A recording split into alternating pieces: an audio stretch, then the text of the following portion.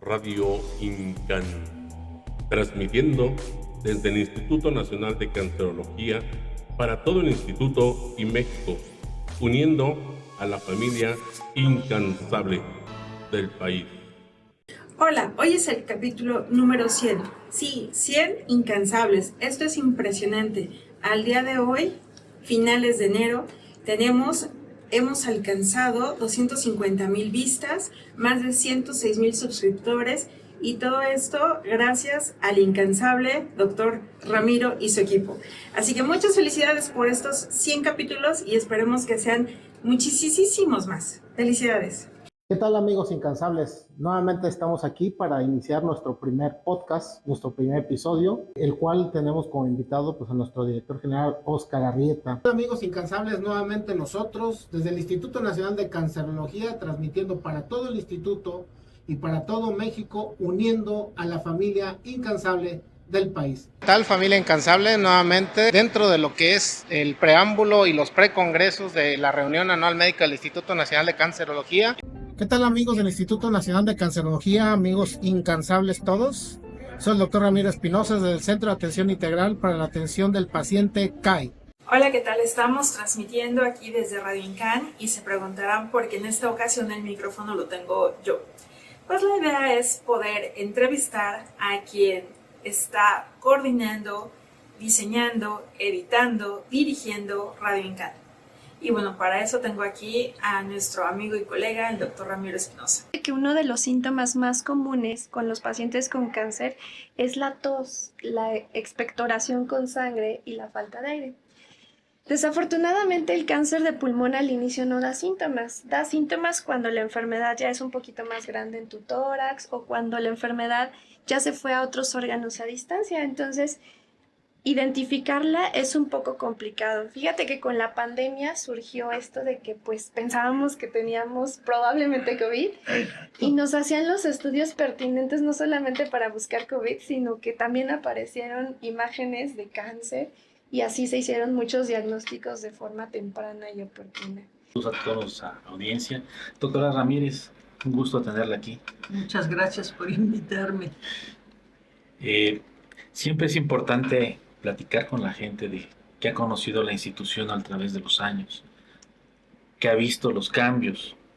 Y usted es un personaje importantísimo, fundamental, no solamente en el desarrollo de las pacientes en la institución de cáncer de mama, sino en la formación de residentes, de médicos, atención a la gente. Usted, doctora, ¿qué nos puede platicar de todos estos años de experiencia? ¿Cómo ha visto a nuestros pacientes, nuestros cambios? Bueno, pues ustedes han visto que el instituto ha cambiado de ser una área pequeñita, se ha vuelto casi un monstruo, ¿verdad? ¿Por qué? Porque el cáncer ha aumentado en todo el mundo en general y sobre todo en las mujeres el principal cáncer ahora es el de mama. En algún tiempo fue el cérvico-uterino y por eso había otro tipo de instalaciones. Ahora el cáncer de mama ha adquirido nueva relevancia, no nueva, sino que ha ido aumentando y yo pienso que esto es debido exactamente a la difusión que se les ha hecho a las mujeres, a las nuevas técnicas de la mastografía, el ultrasonido y otros estudios más sofisticados que detectan el cáncer, y a que las mujeres hayan ido también perdiendo un poco el miedo a que sean vistas de la mama. ¿Cuándo llegaste aquí al instituto? Perdón, Alma. Yo llegué aquí un 23 de enero del 2006. Del 2006. ¿El diagnóstico te lo hacen allá en Oaxaca? No, ¿No? yo fue? llegué aquí porque estaba aquí una tía internada y a mí me salió una bolita. Y Así entonces yo llegué aquí al hospital, llegué a las 5 de la mañana y les dije que quería que me quitaran una bolita. ¿Estás cuidando a tu familiar aquí en el instituto? Ajá, Aquí y en el instituto y te salió una bolita, te la anotaste y te hiciste tú solo el diagnóstico. yo les decía que me quitaran esa bolita y me decían que no porque yo tenía que traer un diagnóstico. Ah, claro. Y le dije, oiga señorita, pero es que yo madrugué a las 5 de la mañana. Antes teníamos que madrugar a las 5 de la mañana. Vengo, aquí está mi boleto del estado de Oaxaca y yo necesito que me revise la bolita. Y bueno, sí, me ingresa a cancerología sin tener diagnóstico de cáncer. Oye, entonces, perdóname antes de seguir, ¿qué fue de tu tía? Ella, pues, pasó los 5 años Ajá. bien Ella también tenía diagnóstico de de cáncer. cáncer de pecho, De pero... cáncer de mama. Ajá, de mama. ¿Y tú Pero... la acompañabas? Sí, yo la acompañaba. También ella vivía en Oaxaca. Sí, también veníamos de allá del pueblo. ¿Logró recuperación ella? Sí, o sea, sí se le quitó el cáncer de mama y a un mes le regresa cáncer de leucemia y ella Ella fallece. fallece. Ella fallece. ¿Cómo se llamaba tu tía? Graciela Rosalinda Montesinos Hernández. La recuerdo. Leucemia mieloblástica aguda. No supe, nada más me dijo el doctor que era leucemia. Leucemia. Graciela Montesinos. Sí, Me gracias. sonaba el apellido. Pero bueno, entonces, te buscaron la bolita aquí mismo. Sí, Hiciste todo el procedimiento aquí. El día que entro, una señorita me revisa y le dice al doctor, me hicieron un ultrasonido y le dice al doctor, venga a ver. Y el doctor dijo, se va a una biopsia. Yo Ok. como no sabía que era una biopsia, Ajá. entonces ya me prepararon al otro día los estudios, la jeringa y todo. A los 15 días me dieron un documento donde decía que había un tumor maligno. Ajá. Entonces después a la semana ya vi al doctor y ya me dijo que era cáncer y que tenían que operar.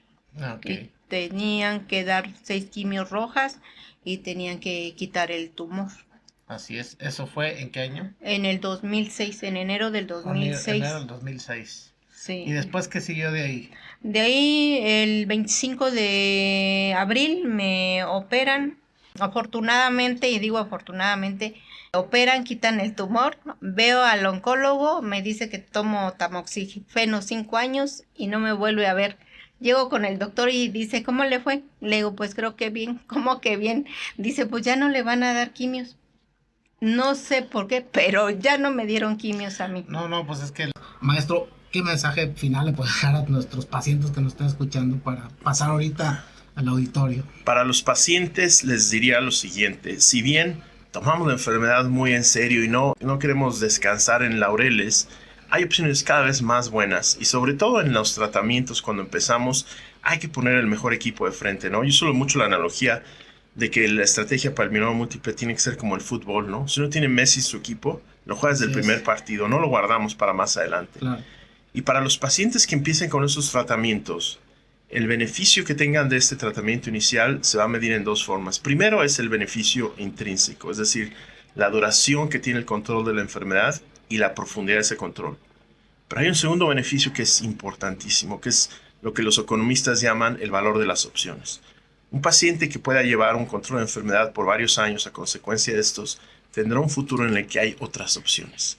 Y el ejemplo más claro de esto fue lo que pasó en los pacientes con el virus HIV, que los que podían mantenerse bajo control y eventualmente vivieron para recibir las terapias altamente activas están vivos el día de hoy. Así es que eso queremos que sea uno de los pasos importantes para el futuro para nuestros pacientes. Pues ya escuché usted, familia incansable con mieloma múltiple. Tenemos la gran importancia de lo que el maestro nos está diciendo. Maestro, todos nosotros aquí en México, gracias por estar con nosotros, maestro. Gran oportunidad para dar a conocer un poquito de lo que hacemos en ortopedia oncológica en nuestro instituto. Muchas gracias. ¿Cómo es el departamento, maestro? ¿Cómo se conforma? Yo te di una descripción, pero creo que hasta me perdí en tratar de englobar todo. Pero ¿cómo es el departamento? Primero, ¿cómo se conforma?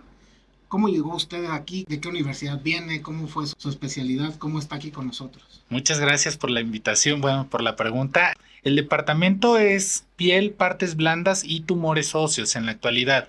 Y es un departamento que está formado por un equipo multidisciplinario en el que coincidimos en una visión que es el manejo y la atención de los pacientes con trastornos de la piel y musculoesqueléticos. Me tocó llegar aquí desde hace 11 años con el apoyo del doctor Mario Cuellar y gracias a él he tenido una constante participación en nuestro servicio. Gradualmente hemos ido ganando un poquito más de espacio y actualmente pues considero que hemos hecho pues resaltar un poquito nuestra actividad quirúrgica y de clínica y académica, que pues realmente es algo que nos importa mucho en el Instituto de Cancerología, cubrir todos esos objetivos. Así es, maestro. Le dio forma al departamento porque era un área poco cubierta. Le digo, yo tengo viendo mieloma múltiple desde el 2011 y ha venido usted a revolucionar esta parte. Dígame, maestro, ¿qué es para la gente que no es médico, qué es el linfoma? Pues bueno, gracias por la invitación. Y bueno, pues primeramente, hablar de los linfomas es un grupo de enfermedades neoplásicas muy amplio. Tenemos dos grandes grupos, los linfomas de Hodgkin, que son básicamente 5 variedades histológicas, y los linfomas no Hodgkin, que es un grupo mucho más numeroso y que suele ser también pues la neoplasia, que justamente es la que más vemos. Dependiendo de la clasificación histológica, eso es lo que hace las diferencias entre el comportamiento de los distintos tipos de linfoma. Para esto, los dos más representativos dentro de los linfomas no Hodgkin es el linfoma difuso de células grandes, seguido del linfoma folicular. Y una parte importante a considerar aquí es que desde el punto de vista clínico también hay diferencias relevantes. Los linfomas de Hodgkin es una neoplasia que suele tener un comportamiento más noble. Además, tiene también una mayor posibilidad de curación, a diferencia de los linfomas no Hodgkin, que tienen un comportamiento más agresivo y que dependiendo entonces de la variante, del tipo de linfoma o subtipo de linfoma, es como se categoriza también el pronóstico para muchos de ellos. Entonces, hay distintas formas de poder ver a los linfomas, desde el punto de vista histopatológico, que es la parte más compleja, pero también dependiendo del tipo de origen, la mayor parte de linfomas se pueden generar en los ganglios linfáticos. Los ganglios linfáticos es parte de nuestro sistema de defensa, y en estos sitios es donde están los linfocitos. Estos linfocitos que se transforman a una forma maligna, y de ahí se derivan justamente los linfomas. La mayor parte pues tiene su inicio a nivel ganglionar, pero pueden aparecer en cualquier otro sitio. Tenemos linfomas que pueden aparecer en el sistema nervioso central. Nuestra buena amiga Gabriela Camargo y su hermana. Gabriela Camargo es sobreviviente de mieloma múltiple, pero es un caso muy especial porque fue el primer trasplante autólogo en tándem ambulatorio que se desarrolló aquí en el Instituto Nacional de Cancerología, con obviamente resultados exitosos. Los dos trasplantes. ¿Qué significa trasplante en tándem ambulatorio? Es decir, ella primero logró la respuesta completa de su mieloma, es decir, su médula ósea quedó limpia. Después, los trasplantólogos obtuvieron sus células madre de ella misma, células madre sin mieloma, se sacan de su cuerpo y se resguardan, la pasan a un lugar, normalmente debe ser en la unidad de trasplante de médula ósea, pero en este caso fue en el domicilio, en un domicilio particular donde fue monitorizada a distancia, donde se estuvo vigilando con los médicos a distancia y fuimos evaluando la recuperación a distancia, y sus células fueron infundidas en domicilio y se fue evaluando por los médicos con un tratamiento exitoso y una respuesta exitosa. Hoy está libre de esta enfermedad y recibió 2 veces ese procedimiento, es decir, se infundieron en 2 ocasiones en fechas distintas, casi 6 meses de diferencia, células madre. Y pues eso es a grandes rasgos lo que ocurrió, pero platícanos cómo fue, cómo lo viviste tú. Pues mi primer trasplante estuve hospitalizada. Entonces, pues sí, el extrañar a la familia, el estar aislada. Estuve 22 días hospitalizada y pues sí, mi familia me apoyó porque me visitaban y todo eso, pero no es lo mismo al estar en el domicilio. El primero fue entonces en el hospital. Fue en el hospital, así Correcto. es. Y el segundo ya fue el ambulatorio. Me Así hicieron es. la propuesta de que pues Sí, sí, ambulatoria. que fuera ambulatoria. Y sí, fue en la casa. Sí, mi recuperación fue más pronta. Todos los médicos estuvieron muy al pendiente de mi recuperación. Y de esto me dicen que es gracias a que estuve dentro de pues conviviendo con mis hijos, no tan cerca, porque sí Sí. teníamos la precaución, mucha precaución de que estuviera yo, vamos, aislada, pero dentro de mi domicilio. Y tu cuarto Así, sumamente uy, sí, limpio. muy limpio. Está totalmente constituida. Lo que sigue en mi vida es que empecé a ver que hay muchos pacientes que yo veía, porque yo en la clínica de trombosis ves pacientes de todos tipos de cánceres. Y empiezas a darte cuenta de que esos mismos pacientes tienen anemia, tienen trombocitopenia, o sea, tienen una serie de citopenias. Y te pones a estudiar y resulta que hay ya una entidad constituida que se llama citopenias asociadas a cáncer y citopenias asociadas a quimioterapia. Entonces empecé a ver esto y hubo la oportunidad porque ya empezaban a llegar muchos pacientes a la clínica que también se hacía un poquito cargo de la hematología benigna y ya no podía con esa cantidad de pacientes. Entonces vimos la oportunidad y platiqué contigo para entre los dos abrir la clínica de citopenias. Realmente fue idea de ella. Ya los trabajaba de mucho tiempo antes y pues obviamente se constituye lo que hoy es la clínica más nueva en el departamento de hematología, que es citopenias asociadas al cáncer.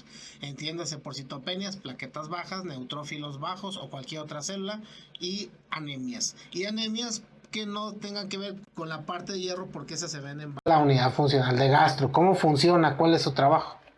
Bueno, yo soy enfermera. Mi parte de trabajo realmente es, el trato siempre es directo con el paciente y realmente nos encargamos de organizar todas las citas de los pacientes. O sea, desde la primera vez que llegan hasta cuando llegan a su famosa sesión para poder, ya que los médicos hayan discutido todo ese caso, pues nosotros todavía si hay alguna otra cita que gestionar, pues en ese momento la hacemos. Bueno, las unidades funcionales estuvieron creadas precisamente para esto. Es un modelo que trajeron de España. Iniciamos en 2009 con la unidad funcional de ginecología, que fue la primera. Y en el 2010, en diciembre del 2010, empezamos con la unidad funcional de gastro. La función es esta, ayudar, como lo dice unidad funcional, ayudar a todos los pacientes que llegan de primera vez a que sea más ágil su estudio aquí, como haciéndole seguimiento a todos sus estudios para que tengan una prontitud, y en un término de inicio se esperaba que en 20 días a más tardar tuvieran todos los estudios y ya sesionar a los pacientes para que en un plazo de 10 días a un sesionado se empezara el tratamiento. Ese fue el inicio de las unidades funcionales. Con el paso del tiempo, obviamente, fuimos acortando en algunos momentos tiempos para que fuera más rápido su estudio y se pudiera hacer más rápido su tratamiento. Así es, crecimos mucho como instituto y se atiende cada vez a más pacientes. El modelo de las unidades funcionales permite que el paciente se atienda más rápido. Les comento, ya hay capítulos anteriores y hay por ahí unas cápsulas en Soy Incansable Estéreo en la radio de los requisitos que requiere un paciente para llegar de primera vez al INCAN. Ya también hablamos un poco, te agradezco tus palabras y la verdad un gusto. ¿Cómo podemos hablar ahorita del manejo del dolor en los pacientes oncológicos en general y qué es la clínica del dolor? Bueno, conceptualizando qué es una clínica del dolor, es una unidad que puede estar conformada tanto por especialistas en el área de medicina del dolor o la algología, que yo siempre digo que en el bajo mundo somos los que nos dedicamos a hacer algo, los algólogos, y que también puede estar integrada por otros especialistas no algólogos, así como también por otras áreas de la salud como la terapia física y de rehabilitación, el área de psicología, psiquiatría, etcétera. Y que la finalidad o el fin último de una unidad de este tipo es atender a pacientes con escenarios de dolor tanto de tipo agudo como de tipo crónico, y en este caso insertos en mi querida institución, que es el Instituto Nacional de Cancerología, para la atención de pacientes con dolor asociado a un problema oncológico o cáncer. Obviamente cuando uno está muy metido en la oncología y que obviamente quiere quitar quimioterapias o quiere poner quimioterapias más bien y después quiere eliminar tratamientos excesivos, pues el dolor es algo fundamental y la escala que ustedes manejan, cómo ayudar al paciente, primero a quitar el dolor y después a destetar y que el paciente subsista sin dolor o con algunos otros métodos fuera de la farmacología para manejar el dolor, que es la algología intervencionista. Y esto es un núcleo súper importante porque todo eso lo manejan ustedes. ¿Cómo deciden ustedes hacer el tratamiento intervencionista? ¿Cómo se decide quién va a recibir solamente tratamiento médico intravenoso, oral, con dispositivos? ¿Cuándo, Víctor, como médico general, tú tienes que no espantar, y eso lo aclaro bien porque ocurre mucho, no alarmar a la familia, pero decirle, ocupa un hematólogo? Nuestros compañeros médicos, no oncólogos, no hematólogos, ¿cuándo tienen que alertar ellos a la familia y decir, esto puede ser algo delicado, busque un hematólogo porque puede ser una leucemia linfoblástica aguda? Te lo comento porque cualquier cambio de hematología benigna, que nosotros le llamamos así, ellos lo dicen, esto es una leucemia, y ya viene toda la gente bien espantada. ¿Qué les dirías a estos chicos? ¿Cómo nos ayudarías para que el médico general, el médico no oncólogo o hematólogo diga esto sí es de cuidado?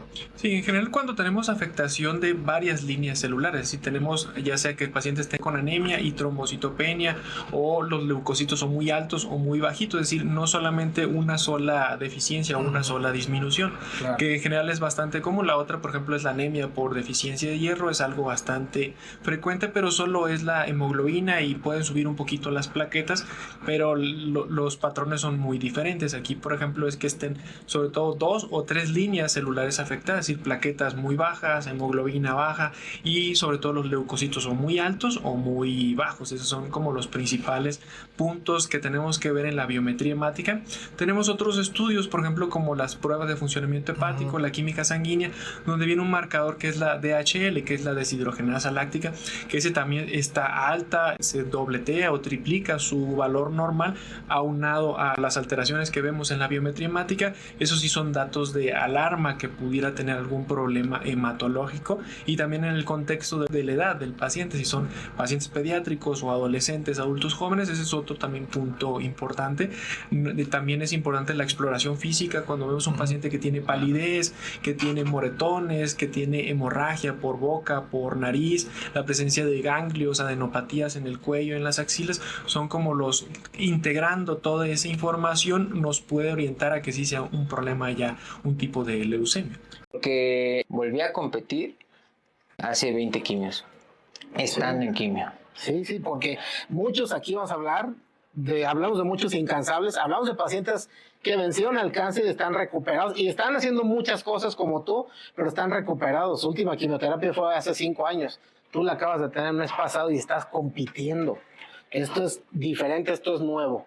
Fíjate, mira, tengo una amiga, también es médico y pues eres como ese grillito, ¿no? Yo digo Pepe Jane, ese grillito de que hablas y pues, te contestan y dices, ay, espérate, ¿no?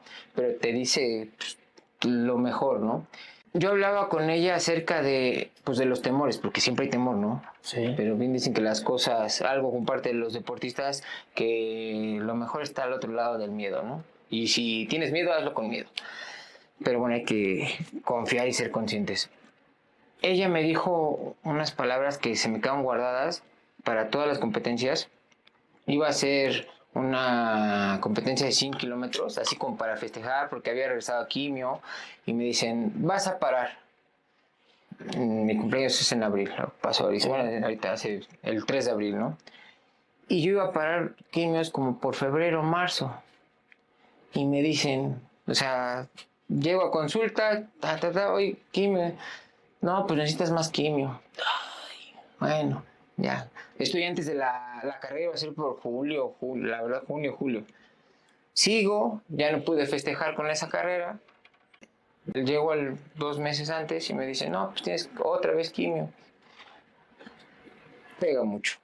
Sí. Definitivamente pega mucho porque, digo, creo que pensar a largo plazo es algo que hasta el día de hoy cuesta, pero empiezo a quererlo para poder tener esas metas, ¿no? Ese es uno. Y yo platicando con ella me dice, pues, ¿qué es lo peor que puede pasar? Pues que no lo hagas, ya cuídate, no sé qué, no sé cuándo. Yo, pues sí.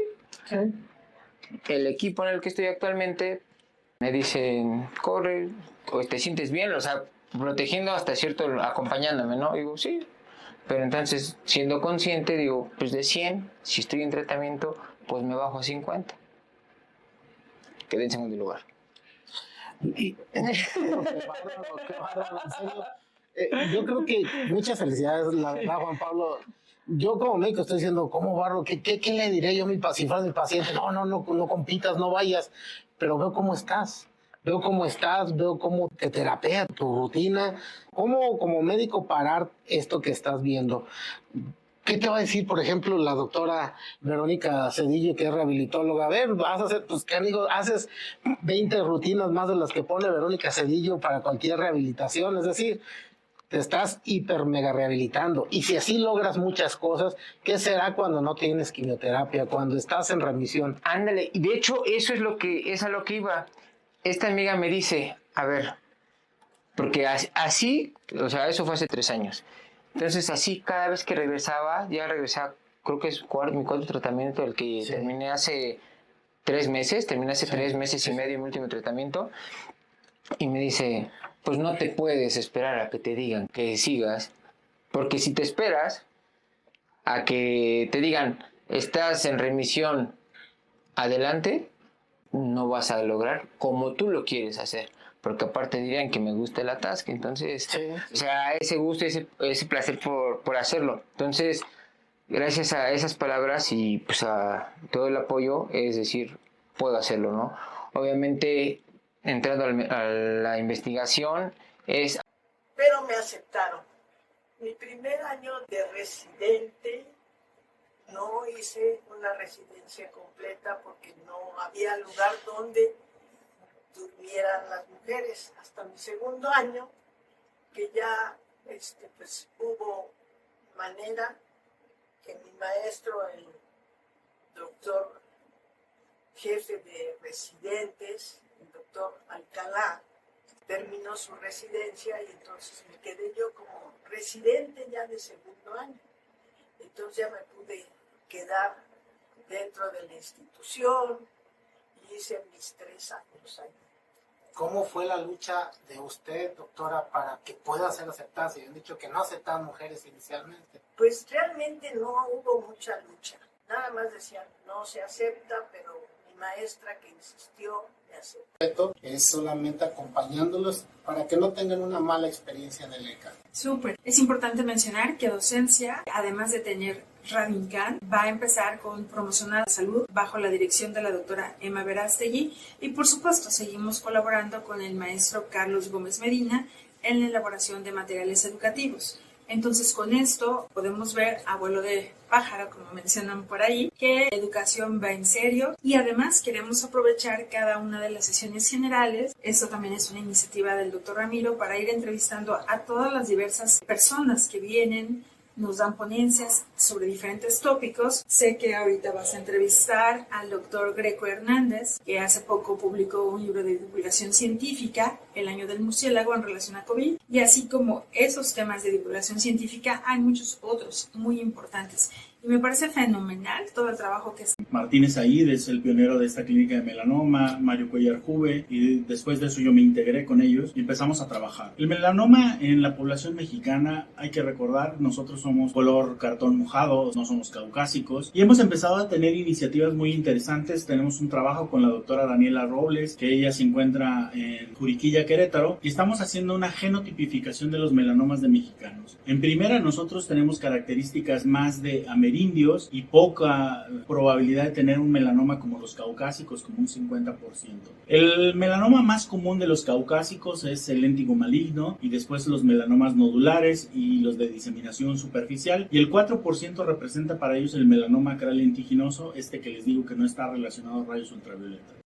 En relación a Santa Apolonia. Santa Apolonia fue una mártir en la época de Alejandría y en Egipto, la cual, ya siendo grande, la única forma de torturarla era sacándole las muelas y los dientes con un cincel y un martillo. Entonces, aprovechando la ocasión, es un día importante porque en el área de la oncología, en toda la República Mexicana, los pacientes tienen órganos dentarios y estos se ven afectados por los tratamientos, la cirugía, la radioterapia, la quimioterapia, la terapia blanco y la inmunoterapia. Todos esos tratamientos nos van a dejar efectos secundarios en los cuales los cirujanos dentistas tienen que tener la preparación académica para poder ayudarles a esos pacientes que presentan dolor dental. Ok, excelente. Vaya, pues un saludo para todos nuestros amigos cirujanos maxilofaciales. Toda la población general. Marisol, muchas gracias, bienvenida por estar aquí con nosotros. Platícanos, Marisol, ¿cómo es tu vida antes de llegar aquí a Detecto? Muchísimas gracias por la invitación. Realmente me gusta mucho hablar acerca de este programa, ya que pues es algo que hemos estado haciendo los primeros pasos, no solamente en el instituto en la detección oportuna y temprana de cáncer de pulmón, sino en México. Somos el primer programa que hay en México de detección oportuna de cáncer de pulmón. Realmente ustedes han escuchado hablar de otro tipo de cáncer que hay, inclusive programas a nivel mundial, a nivel nacional, jornadas. Realmente cáncer de pulmón no había tenido la oportunidad de tener alguna intervención para detectarse de forma temprana. Entonces nosotros empezamos a realizar este proyecto en junio del año 2020. ¿Qué pasó? Pues nos vino la pandemia, entonces fue algo muy, muy complicado de empezar a hacer. Pero a saber qué se necesita, qué puedo hacer yo para poder ayudarlas a realizar todas estas actividades que ellas tienen propuestas. No, definitivo, es una gran actividad. Y obviamente es súper importante que lo aclares porque es muy... El 8 en todos los chats de amigos, felicidades mujeres, felicidades, ¿no? Y ese no es el punto. El punto es nosotros volvernos parte de ustedes y apoyarlas en todo momento. Tampoco es, hoy niños, hoy la mamá no cocina, vamos a comer todos porque hoy descansa, pero el sábado vuelve a la friega. Estamos viendo algo que tiene que cambiar, no es un solo día, tiene que ser todo el año, tiene que ser toda la vida. Te lo digo como una persona que obviamente fue criado por 8 mujeres, mis 8 hermanas a quien les debo todo y obviamente soy muy solidario y consciente de este punto y a quienes les debo todo les tengo que agradecer toda la vida. Nosotros estamos apoyando desde el punto de vista en comunicación para que esto se difunda. Casos nuevos cada año, de esos casi se mueren 8,000. En el instituto estamos viendo alrededor de 300 casos nuevos cada año. Y aquí lo importante que nos dio el origen de este programa es que 7 de cada 10 pacientes venían en una etapa en donde no les podíamos ofrecer un tratamiento con intención curativa. En el primer mundo, en Europa, en los Estados Unidos, la presentación del cuadro clínico es al revés. 9 de cada 10 se curan. Y aquí estamos totalmente desfasados de esa forma de detección del cáncer.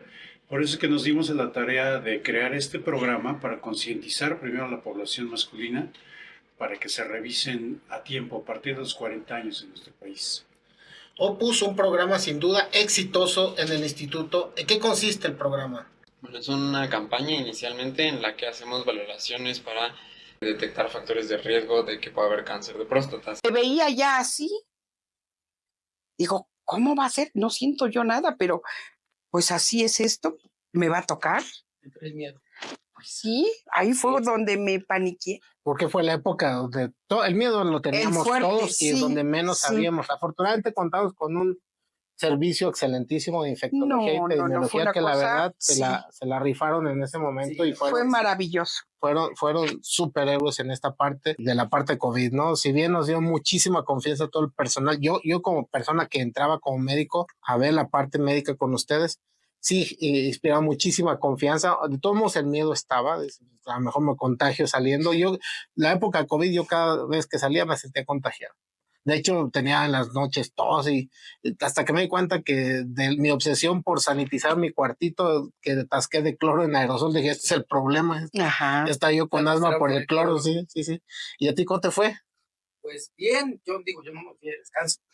No, si estuviste. Sí, las pacientes con COVID regulares, los que no están en ventilación mecánica, también comían. Sí, no, y lo personal, excepto eso, es que no descansó. Sí. Entonces, sí, familiares, así de... Nosotros vamos a ir a caso, yo sí. Aquí estuvimos y pues bien. Yo sí me contagié, pero la verdad es que fueron síntomas No requeriste hospitalización área COVID. Nada más un descanso y ya, regresar a trabajar. Pero pues bien, ahora sí que lo que sí la preocupación, ¿no? Los compañeros se fue uno de nuestros compañeros directos. Sí. Y ya después empezó a formar una bolita. Una bolita. Empezó a, bueno, a ser muy extraño. ¿Antes no te sentías ninguna bolita? ¿No notabas ninguna bolita antes? Más o menos como un mes empezó a notarse la bolita ya. Pero yo como dije, pues fue del golpe, porque fue un golpazo. Sí, sí, sí. Entonces yo dije, no, pues es eso, solo un poco de... hielo, sí, exacto. medios físicos y ya está. ¿Y qué pasó después? Bueno, justo el día yo creo más duro que me ha tocado vivir. Un día fallece mi primo y en ese momento yo, pues mi hermano es cirujano de columna y le llevo la radiografía y me dice, esto no está bien. Esto está muy raro. Sí, sí.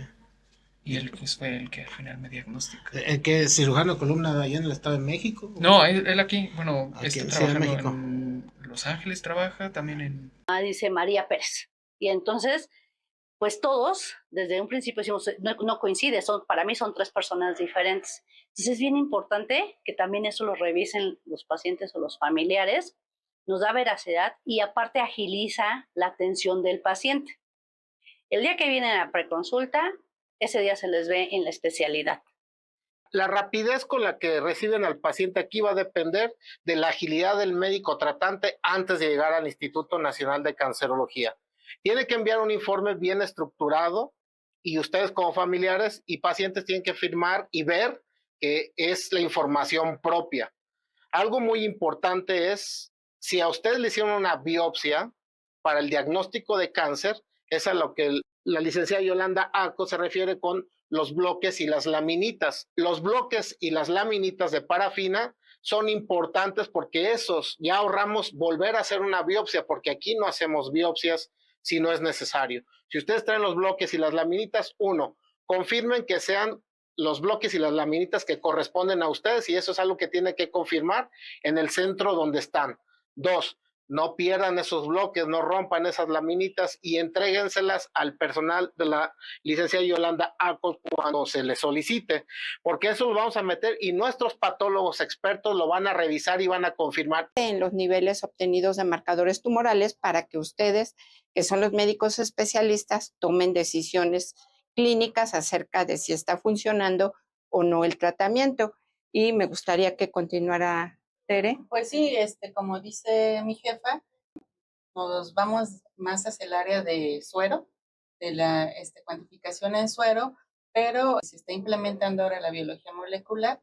Tenemos ya pruebas por PCR y de secuenciación. Entonces, pues buscamos cada día implementar las pruebas nuevas que van surgiendo que les apoyan más para el diagnóstico y más que nada para el seguimiento y pronóstico. Bueno, yo me encuentro en el área de hematología. También me toca realizar las biometrías hemáticas y sobre todo la morfología, que es también el apoyo a las leucemias, linfomas, a los síndromes mielodisplasticos y a los problemas no hematológicos. Y a lo que me gusta a mí también de mi área es de que, por ejemplo, aún vamos siempre comunicados y estamos trabajando también en conjunto de otras pruebas especiales para la determinación y el diagnóstico de las leucemias con otras áreas, pero nosotros somos los que llegan primero la muestra de sangre periférica a nosotros y realmente me toca ver primero esas células patológicas que tristemente para los pacientes, pero que ayudamos ya cuando ya llega la médula ósea, a mí ya me toca leer, ya reporté los blastos o células plasmáticas que se encuentran y que esto ayuda, como bien decían, para el diagnóstico y seguimiento de los pacientes. Tú ves la morfología para hemato, ves células malas, leucemia específicamente, hacia agudas o crónicas, y notificas, ¿no? En lo general, medicina interna, y aquí el doctor. Soy Ricardo de Jesús Ramírez Ramírez, vengo del Estado de México, del pueblo mágico de San Martín de las Pirámides. Pirámides, claro. Soy egresado de la Universidad Nacional Autónoma de México y soy R1 de Medicina Nuclear e Imagenología Molecular. Bien, chicos, ya son miembros del Instituto Nacional de Cancerología y les deseamos todo el éxito. Todo lo que toca al Instituto Nacional de Cancerología como Midas lo vuelve oro. Y créanme, se los puedo decir, soy egresado de aquí, trabajo aquí, nos va bien y obviamente sé que a ustedes les tiene que ir bastante bien. Y obviamente es cuestión de aguantar. Vienen de ser R de mayor jerarquía a regresar otra vez a ser R1, un golpe bastante fuerte, pero hoy han cambiado mucho las cosas y la verdad este es un instituto friendly, bien friendly. ¿Por qué escoges imagenología oncológica? ¿Qué te llamó? ¿Qué te motivó? Actualmente tenemos 2 pasantes también. Sí. Y de residentes, pues es una gran comunidad. Tenemos un primer año que es de algología. Actualmente son 10 residentes de algología, que es un primer año enfocado más en estudiar las causas y tratar el dolor con fármacos. Y posteriormente un segundo año donde ya se reducen las plazas. Este año es algo excepcional. Tenemos 6 residentes de segundo año, que ellos pues ya son algólogos y se están especializando en las técnicas mínimamente invasivas para control del dolor. Ya. Han cambiado sin duda la cara del anestesiólogo del país.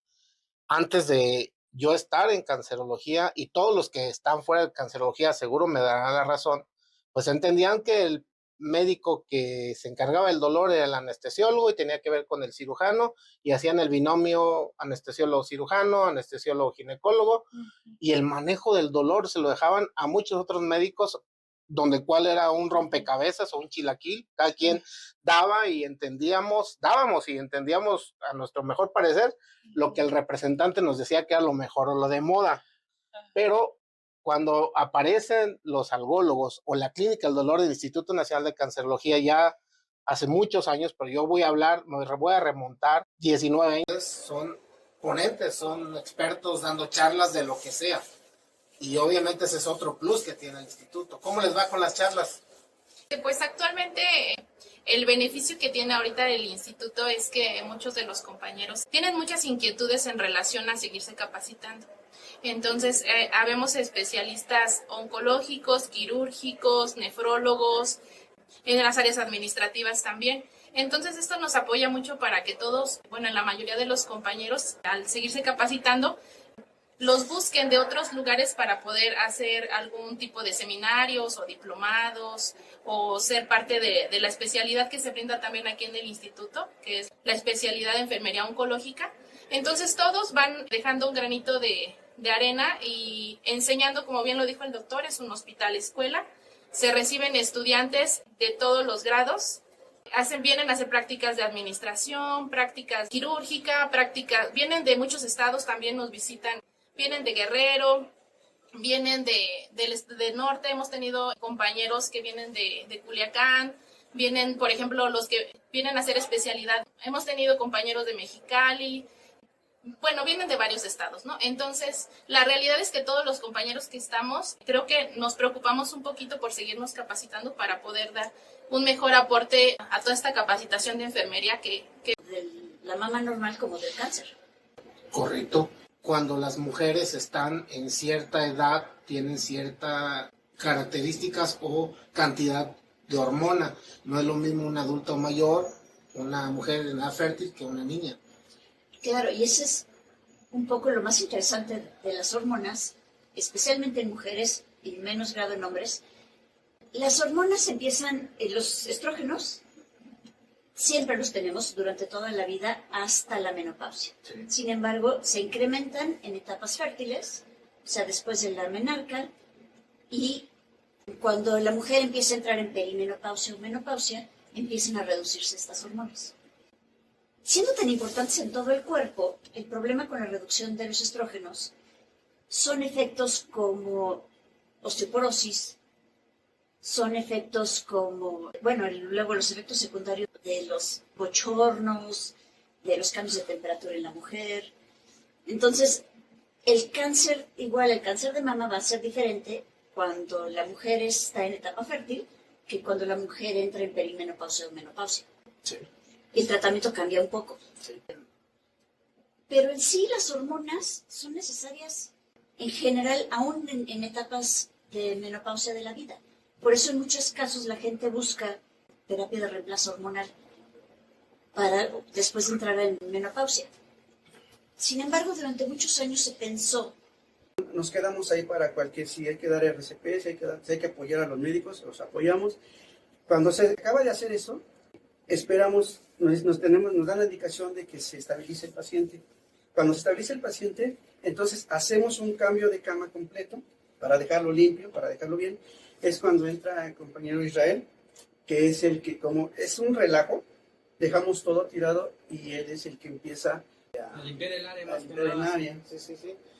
Las situaciones de clave de familia incansable es como cuando uno llega queriendo buscar algo en su cuarto y no lo hay y empieza un sacadero de cosas. Cuando uno lo haya, lo encuentra, pues se va uno. Es decir, cuando nuestro paciente se recupera, en la mayor parte de los casos, pues obviamente ya está, quien los deja bonitos, limpiecitos, y el cuarto limpio y arreglar todo el relajo que los médicos hicimos.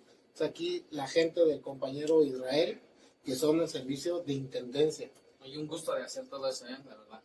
Pues, realmente es algo de mucho riesgo, Israel, de mucho riesgo, porque hay agujas, hay navajas, hay sangre, hay secreciones biliares, vómitos, sondas usadas.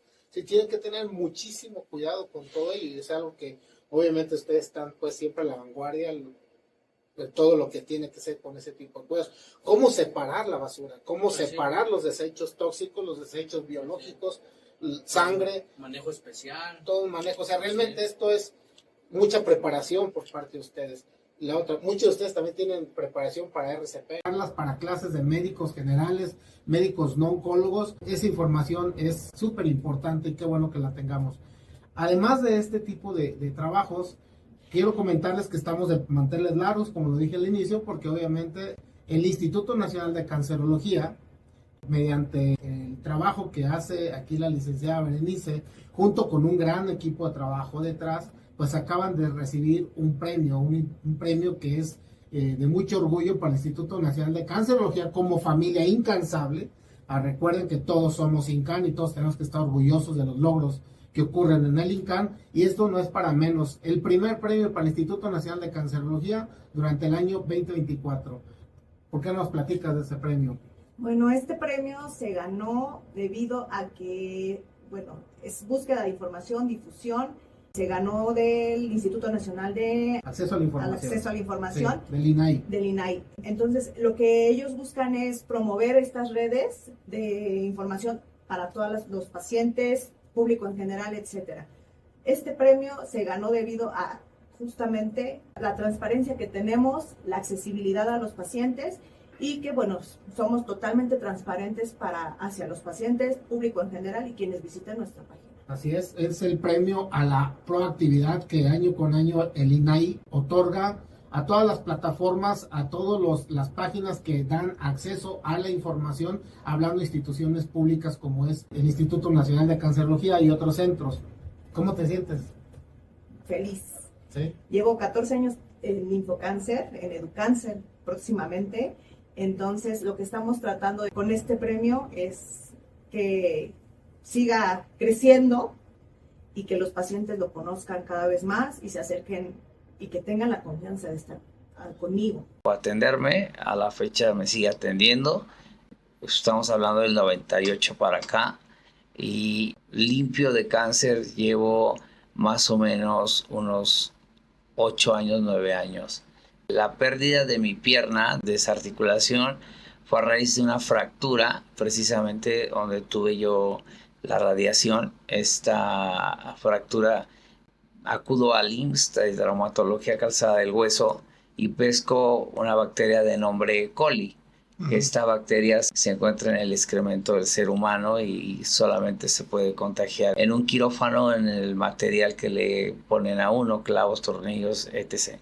En un quirófano, la limpieza del médico, la limpieza del equipo del cirujano. Se me atiende y a los 2 meses se me complica, acudo al médico, antes de ir allá vengo aquí. Resulta ser que la doctora Volko me manda a hacer estudios y su presentimiento era que a lo mejor era E. coli y pues su presentimiento no fue malo, sí era E. coli lo que tenía. Esta gente en febrero yo fui operado hace 5 años, el julio del año, este año cumplo 5 años. pues fue cirugías tras cirugías, cirugías, y pues bueno, era una cosa tremenda. Había regresado otra vez a la época del cáncer, cuando me la pasaba aquí con quimioterapias, con radioterapias, era mi casa más el INCAN que mi propia casa, ¿no? Sí, sí, sí. Entonces, francamente, me desesperé y analizando la situación, una vez le dije a la doctora que por qué no quitaban parte de la pierna más arriba, donde estaba sano, y ya... Sí, para serología, si nosotros nos hacemos un tatuaje, no podemos donar en un año con pura serología. Agregando NAT podemos reducir los tiempos a 4 meses. Entonces, yo me hago un tatuaje y en 4 meses ya puedo donar. Entonces, resuelto. Ya no es un tabú eso de los tatuajes. Puedes tener un tatuaje y ser donador. Exacto. Porque casi siempre era el pretexto, es que tengo tatuajes. Pero ya tienes este tipo de pruebas y puedes identificar quién puede ser donador y quién no. Sobre todo ahorita tan de moda, ¿no? Estamos promoviendo que se pongan tatuajes, pero están muy de moda. Casi todos los chicos menores de 30 años andan tatuados. También he visto algunos chavorrucos que ya traemos algún tatuaje, pero es algo que puede ser importante esta información. Quisiera preguntarte, ¿cómo podemos explicarle a la familia incansable no médica y a algunos médicos generales que sí nos escuchan? ¿Cómo está la distribución? ¿Qué componentes manejas? ¿Cómo los pueden identificar? ¿Y cómo está eso de los grupos sanguíneos? ¿Quién es sangre universal? ¿Quién es donador universal? Muchas cosas que quisiera nos resuelvas brevemente, o no, más bien más clara, para que la gente nos pueda entender cuando hablamos de tipos de donadores y los componentes que manejamos. Ok. Básicamente tenemos 2 maneras de extracción de componentes, por así decirlo. Por algo que se llama fraccionamiento, que es que nosotros llegamos al banco de sangre y donamos un volumen entre 400, 350 de sangre total. A esto se le llama la que obtenemos directo de la vena en una bolsita, eso es sangre total. Eso pasa a un sistema de fraccionamiento y de esa sangre total nosotros vamos a dividir en una bolsa que es de concentrado eritrocitario o glóbulos rojos, de otra bolsa de plasma y eso se va a convertir en plasma fresco congelado, y del plasma podemos obtener todos los factores de la coagulación. O por lo menos nosotros no teníamos exacto, no tienes tanta información, sobre todo de la enfermedad y lo que dice mi papá al principio, esa palabra horrorosa que empieza con C, claramente se mete a tu mente, te hace viajar años y pensar en todo lo que ahora entiendo que ni siquiera viene al caso, ¿no? Y que cada tipo es diferente, cada persona es diferente, pero sí, al principio es que ¿qué hago? Que conoces de los institutos, pero no tienes tanta información. Qué bueno que se haga este tipo de actividades para que la gente conozca. Si te sientes perdido también como familiar, pues una parte es estoy preocupada, pero otra parte es de nada me sirve preocuparme, me tengo que ocupar y te tienes que ocupar para avanzar siendo el apoyo, y creo que en esta etapa también mi mamá fue súper importante porque fue justo ella la que encontró la solución en el INCAN, en traerlo, en estar ahí como en toda la primera fase, y yo estaba más como en la casa apoyando. Sí, ponerte la camiseta del INCAN para poder salir adelante con tu paciente, con tu enfermo. Y obviamente que apareciste tú, Ramiro, y la verdad, nos diste tanta seguridad y nos diste tanto el apoyo nada más cuando nos los explicaste, que nosotros fuimos al pie de la letra en todo. No hacíamos nada por fuera de que hay tomates, nada, siempre fueron las reglas tuyas y las reglas del INCAN. Y la verdad también se agradece al personal, a las enfermeras, a todos. La verdad, tienen una manera de tratarte increíble, inclusive cuando te hospitalizan, con todo. De verdad, yo en lo particular, yo, Angélica, nunca podré decir que nos han tratado mal. Empezando, vuelvo a repetir, por ti, que eres un ser humano extraordinario. De verdad, te mereces el cielo y más allá. Angélica. La verdad. Y Jorge Junco, pues, sí venía muy apachurrado, sí. Yo sentía feo por ayudarlo cuando le dio COVID, cuando todo que es reducción de infecciones asociadas a la atención de la salud y que habla obviamente sobre la higiene de las manos. Entonces, la verdad es que también eso es muy importante porque nos ayuda a como que nuestra mente, ok, con razón están hablando del día 5 del mes 5, claro, pero además están los 5 momentos de la higiene de manos, que es lo que nosotros como área médica debemos de saber, que es antes de tocar al paciente, antes de realizar una tarea séptica, después de tener contacto con fluidos corporales, después de tener contacto con el paciente y después de tener contacto con el entorno del paciente.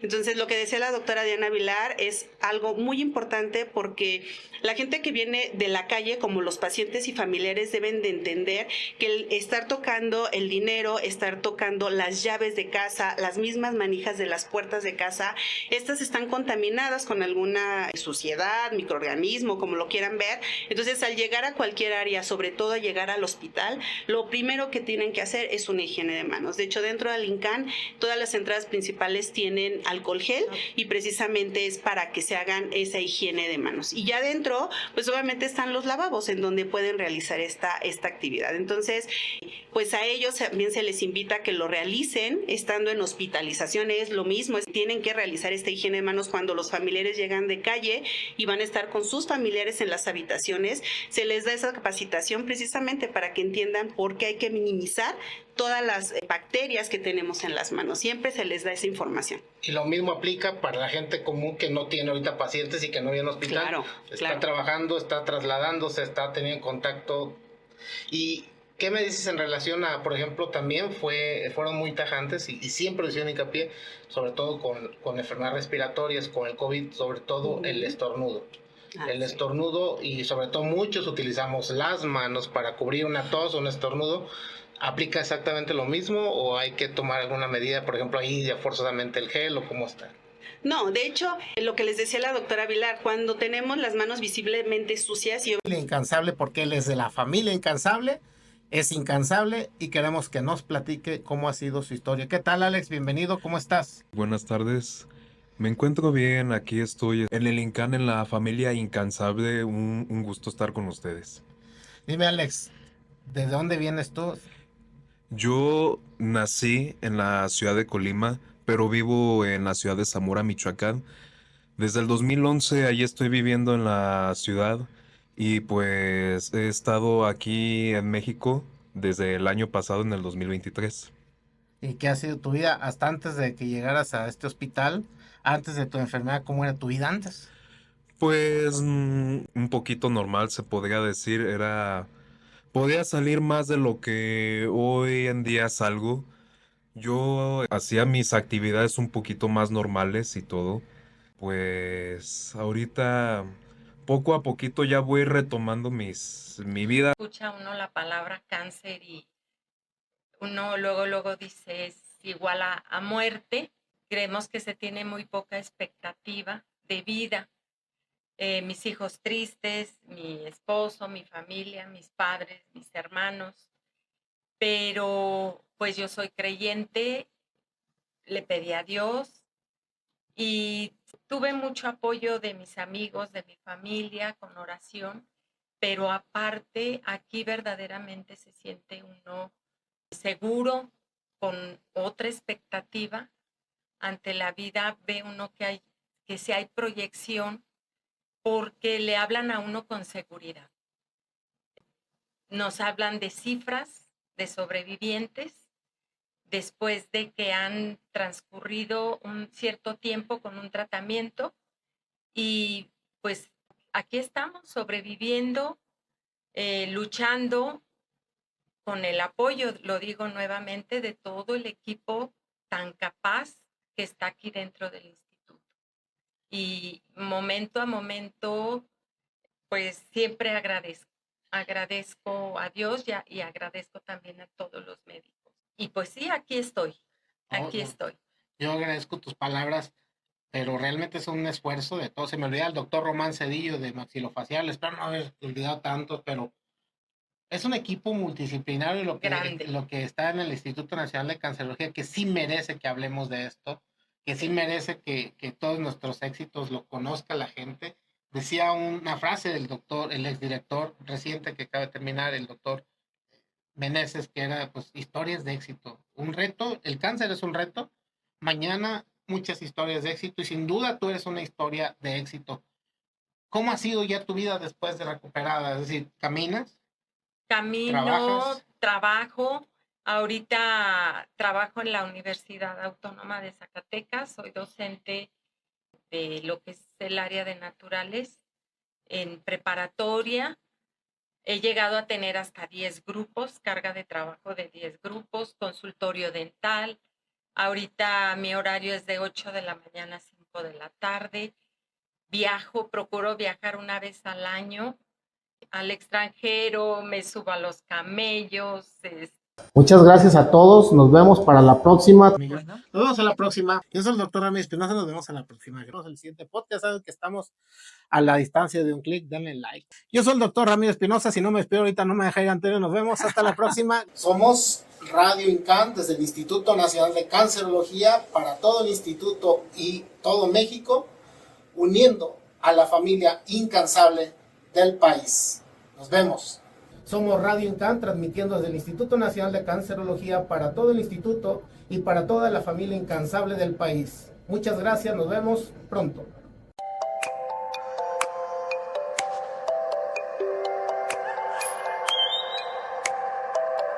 Un año juntos en esta estación, historias que inspiran de corazón y en voces que cuentan llenas de emoción. En el INCAN una gran celebración. 100 entrevistas, un solo latir. Soy Picasa y aquí vamos a brillar. Con cada historia juntos a luchar. El podcast crece, nunca va a parar. En el INCAN vamos a triunfar.